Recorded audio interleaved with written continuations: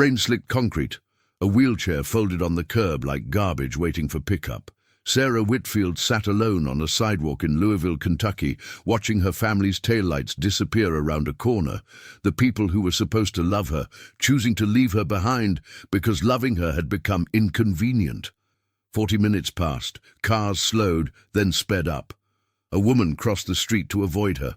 Nobody stopped. Then she heard it. A rumble building from somewhere down the highway, low and relentless, growing louder until the ground itself seemed to shake. 900 motorcycles were coming, and what happened next would change everything Sarah believed about family, about belonging, about who chooses to stay when everyone else walks away. The rain had stopped an hour before Sarah Whitfield's family pulled the minivan over on Preston Highway. But the concrete was still slick, holding onto the grey October light like it didn't want to let it go. She remembered the sound most of all. The door sliding open, her father's voice, flat and final, saying they couldn't do this anymore. Then the wheels of her chair scraping against the curb as her brother-in-law lifted her out, set her down, and folded the chair beside her like he was leaving a piece of furniture at the end of a driveway for the garbage truck. Sarah was 34 years old. 6 years earlier, a car accident on I-65 had taken the use of her legs and, it seemed, most of her family's patience. Her mother, Carol, had cried at the hospital and promised nothing would change. Her father, Gerald, had built a ramp over the porch steps with his own hands. For a while that had been enough, but grief has a long tail, and patience runs out in a house where every day looks the same. Therapy appointments, insurance calls, the particular exhaustion of loving someone whose needs never seem to end. By the 3rd year, the ramp needed repairs nobody got around to making. By the 4th, her sister Amanda stopped visiting on weekends. By the 5th, Sarah heard her name spoken in the kitchen, the way people speak about a bill they can't pay. With dread, with resentment, with the quiet wish that it would simply go away. Today, it had gone away. Right here, on a stretch of sidewalk in front of a shuttered laundromat, 3 miles from the house where she had grown up. "We just need some time," her father said, not quite looking at her. "We'll figure something out. There are places that can help you better than we can." "Dad." Her voice cracked on the word, small and useless against the sound of traffic. "Please don't do this." But the van door was already sliding shut. Amanda didn't look back. Sarah watched the taillights shrink down Preston Highway until they turned a corner and were gone. And then there was only the wind moving trash along the gutter and the ache spreading through her chest that had nothing to do with her spine. She sat there for what felt like hours, though it was closer to 40 minutes. Nobody stopped. A woman walking a dog crossed to the other side of the street. A man in a delivery uniform glanced at her, then at his phone, and kept walking. Sarah understood, in a distant, numb way, that people didn't know what to do with a woman in a wheelchair crying alone on a sidewalk at dusk. She had become invisible in the exact moment she needed most to be seen. Then she heard it. A low rumble building from somewhere down the highway, dozens of engines rising together like a single animal breathing. She turned her head and saw them coming, motorcycle after motorcycle, chrome catching the last orange light of the day, leather vests marked with winged skulls. The Hells Angels Louisville chapter was riding in formation toward a charity run they held every fall, raising money for the children's hospital across town. 900 riders, some local, many who had traveled in from 3 states over, filled the highway from shoulder to shoulder. At the front of the pack rode Michael Doyle, 52 years old, a broad-shouldered man with a grey beard and forearms marked by 20 years of tattoos and 20 more of hard living turned steady. He had planned to lead the group straight through to the rally point. But something made him slow his throttle as he passed the laundromat, a shape on the sidewalk that didn't belong there, small and still against the concrete. He pulled off onto the shoulder. Behind him, riders began peeling away one by one, engines cutting out, until the roar of 900 motorcycles dissolved into an unnatural quiet broken only by boots hitting pavement. Michael walked toward her slowly, the way you'd approach something wounded. "Mum," he said, "you all right?" Sarah looked up at a man she had never met, surrounded by hundreds of strangers in leather and denim, and for the first time in 6 years she didn't feel invisible. She just shook her head, unable to speak, and Michael crouched down to her eye level, the way nobody in her own family had bothered to do in longer than she could remember. "Okay," he said quietly. "Okay, you're not alone anymore. Tell me what happened."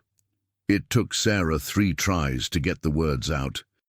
When she finally did, that her own family had driven away and left her there, chair and all, because they didn't want to care for her anymore. The quiet that followed was heavier than the silence on the empty sidewalk had been. Michael didn't say anything dramatic. He didn't promise revenge or make speeches. He simply turned his head toward the riders gathered behind him and said, "We're not leaving until she's safe and warm, and until we know where her family lives." Then he turned back to Sarah. "My name's Michael. What's yours?" "Sarah," she managed. "Sarah Whitfield." Within minutes, word moved through the crowd the way it does among people used to organizing quickly. A chain of quiet instructions passed rider to rider. A woman named Nancy Briggs, one of the few female members of the chapter and a former paramedic, knelt beside Sarah with a blanket pulled from a saddlebag and checked her temperature, her pulse, the state of her hands, which had gone stiff and cold. "She's hypothermic, mild," Nancy said to Michael. "We need to get her somewhere warm now." A man named Frank Sullivan, built like a doorframe, lifted Sarah's wheelchair back into position without being asked, checking the wheels and brakes with the practiced hands of someone who fixed motorcycles for a living and understood machinery instinctively. "Chair's fine," he said. "Wheel bearing's a little loose. I can tighten that up for her." Michael made a call to a member named Tom Walsh, who owned a diner 2 blocks over that stayed open late. Within 10 minutes, Sarah was inside, wrapped in blankets, a cup of coffee warming her hands, surrounded by riders who filled every booth and stool in the place, filling the small diner with noise and warmth that felt, strangely, like the opposite of everything that had just happened to her. "I don't understand," Sarah said, looking around at faces she'd never seen before today. "Why are you all doing this? You don't even know me." Michael sat across from her, his coffee untouched. "You know what people think when they see us riding down the highway," he said. "They think trouble. They cross the street. But most of us know what it's like to be left behind by people who were supposed to stick around. Half this room's been through something like it. Divorce, addiction, family who gave up on them. We didn't have anybody either once, so we built this." He gestured around the diner, at the patches on jackets, at Nancy laughing quietly with 2 other riders in the corner booth. "This club isn't about the motorcycles.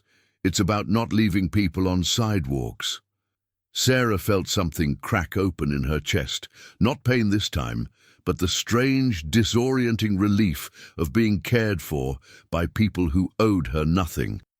She had spent 6 years apologizing for needing help. Nobody here seemed to think she owed them an apology for anything. Over the next hour, Frank returned from his truck with a toolkit and quietly repaired the loose wheel bearing on her chair while she talked with Nancy about the accident, the years since, the slow erosion of her family's patience that she had felt coming long before tonight, but had never had the courage to name out loud. Nancy listened without flinching, without the practiced sympathy Sarah had grown used to from social workers and hospital staff. She listened like it mattered. "You're not a burden," Nancy said at one point, cutting through Sarah's own words before she could finish a sentence that started with, "I know I'm difficult to—" "You hear me. Whatever they told you, whatever they made you believe about yourself, that's on them, not you." By the time the diner's clock read past 10, Michael had made a decision. He would not let Sarah go to a shelter tonight, and he would not let this end as a story people told about a kind moment on the highway and then forgot. He pulled a chair up beside her booth. "Sarah, I want to ask you something, and I want you to take your time answering," he said. "Do you have anywhere safe to stay tonight? Anywhere at all?" Sarah shook her head. Her lease had ended 2 months ago when her father insisted she move back home to save money, a decision that had led directly to tonight. She had nothing. No apartment, no savings that would last more than a few weeks, no family willing to open a door for her. Michael nodded slowly, like he'd expected the answer and had already been thinking past it. "Then here's what's going to happen," he said. "Nobody in this room is going to let you sleep on a sidewalk tonight, and nobody's going to let this be the last hard night you have either. We're going to figure this out, together." Sarah looked at the room full of strangers. Leather vests, grey beards, tattooed forearms, a woman with a paramedic's steady hands, and understood, for the first time since the accident, that being surrounded by people didn't have to mean being unseen. The weeks that followed tested Sarah in ways she hadn't expected. Kindness, it turned out, could be as disorienting as cruelty, especially for someone who had spent years learning to expect neither. Michael arranged for her to stay temporarily in a spare room above the clubhouse, a converted garage space that Nancy helped make accessible within 2 days. A portable ramp built by Frank, grab bars installed in the bathroom, a bed lowered to the right height. It wasn't much, but it was clean, warm, and hers in a way no room in her parents' house had felt in a long time. Still, doubt crept in at night. Sarah lay awake, wondering when this would end, when the club's attention would move on to the next cause, the next charity run, and she would once again be someone's forgotten obligation. She had believed her family loved her once too, and look how that had turned out. Trusting 900 strangers felt some nights like the most reckless thing she had ever done. She tried to explain this to Nancy one evening, sitting in the clubhouse kitchen while Nancy chopped vegetables for a dinner that half the local chapter seemed to be dropping by for. "I keep waiting for you all to get tired of me," Sarah admitted. "That's what happens. People get tired." Nancy set down the knife. "You know what the difference is between your family and this club," she said. "Your family saw you as something being taken from them. We see you as something being added. That's not a small difference, Sarah. That's the whole thing." But trust, Sarah was learning, wasn't built with a single conversation. It was built in small moments that repeated until they became undeniable. Frank showing up every Tuesday to check her chair's brakes without being asked. Tom saving her a seat at the diner counter, the same seat every single time, until it became understood as hers. Michael calling each morning just to ask how she'd slept, never pushing, never demanding gratitude, simply present. The real test came 3 weeks in, when Sarah's mother called. Carol Whitfield's voice was thin and apologetic on the phone, full of the particular guilt of someone who had done something unforgivable and wanted absolution without having to fully name what she'd done. "We heard you're staying with some motorcycle people," Carol said, like the words themselves were dangerous. "Your father's worried. We think you should come home." Sarah sat with the phone pressed to her ear, Michael in the doorway of the clubhouse office, close enough to be present, but far enough to give her space. She thought of the sidewalk, the taillights disappearing, the 40 minutes of being invisible in front of a shuttered laundromat while cars passed and no one stopped. "You left me there," Sarah said, her voice steadier than she expected. "You didn't check on me for 3 weeks.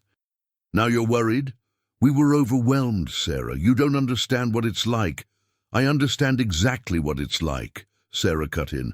"I've been living it for 6 years. I understand it better than anyone."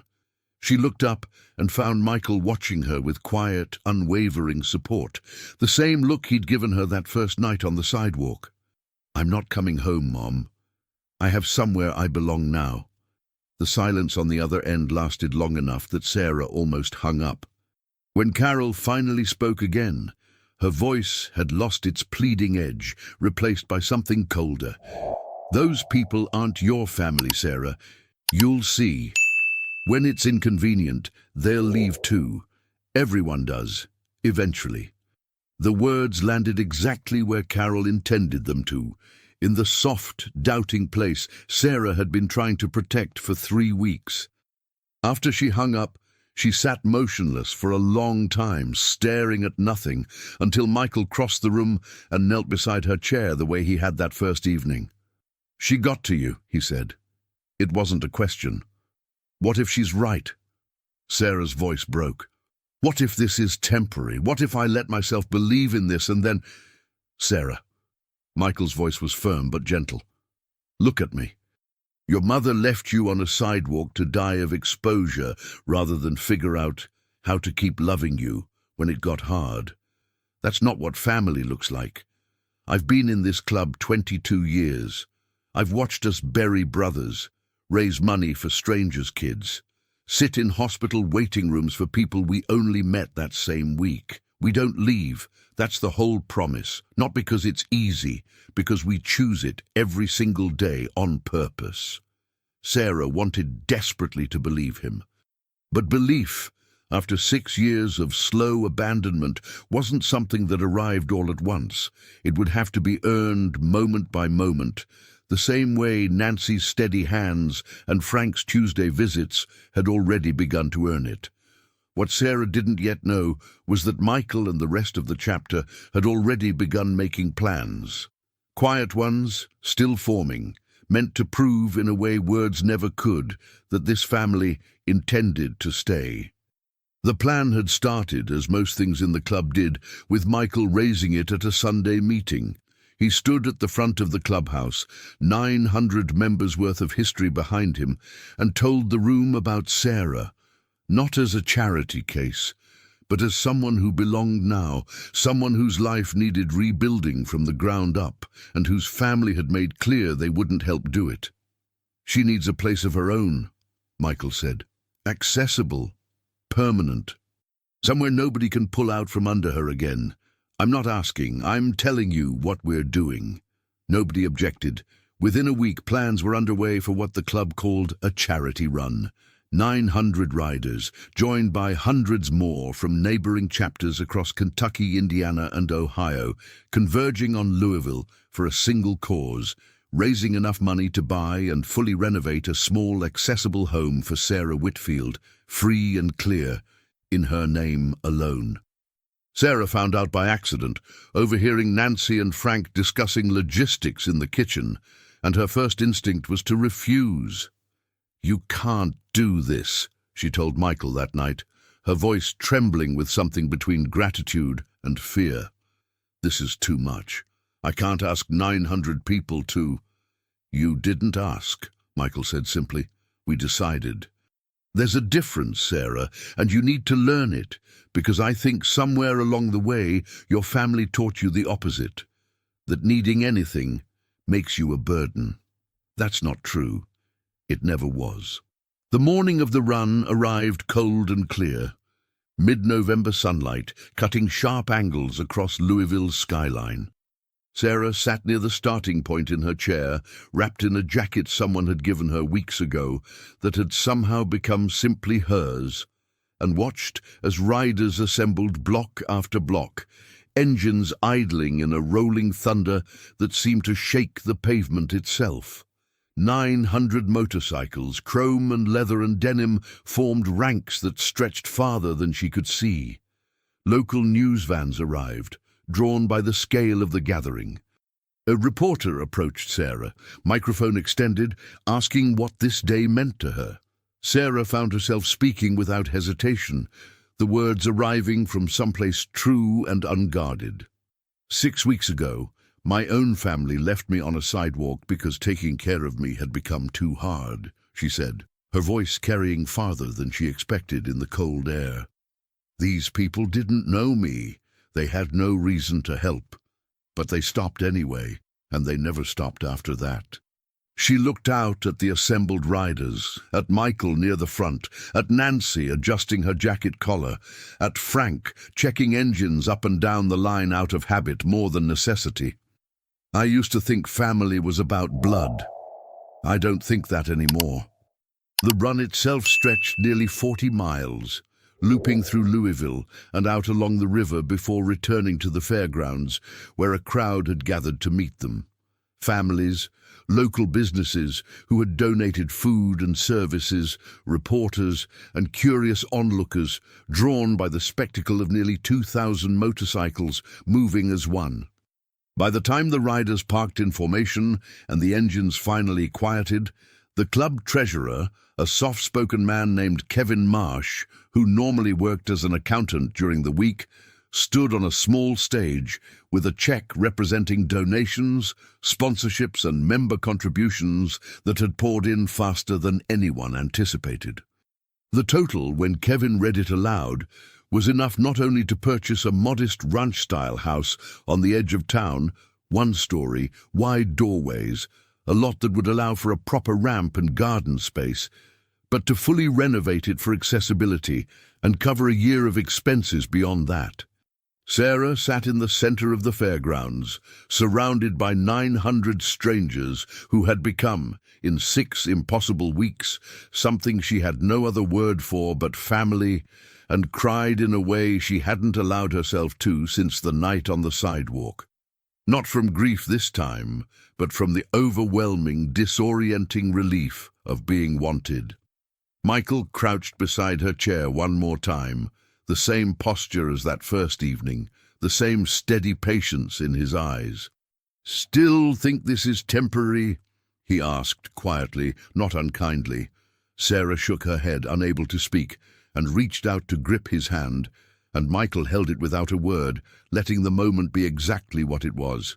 The house sat at the end of a quiet street called Larkspur Lane, single-story with pale blue siding and a wide front porch that Frank rebuilt from scratch over 2 weekends, adding a gentle ramp with handrails on both sides. Nancy helped Sarah choose paint colors for the kitchen. Tom brought over a coffee maker from the diner as a housewarming gift, insisting it was the same model he used and that Sarah deserved coffee that didn't taste like gas station sludge. Michael showed up with a modest key ring and a single silver key, pressing it into her palm on moving day with something like ceremony. "This one's yours," he said. "Nobody takes it from you. Nobody decides you don't belong here. That's the whole point." Sarah spent her first weeks in the house on Larkspur Lane, learning what it felt like to live somewhere without waiting for the ground to shift beneath her. She got a part-time job, answering phones for a local non-profit that assisted people with disabilities navigating insurance and housing, work that felt less like a job and more like an extension of everything she had learned since the night on the sidewalk.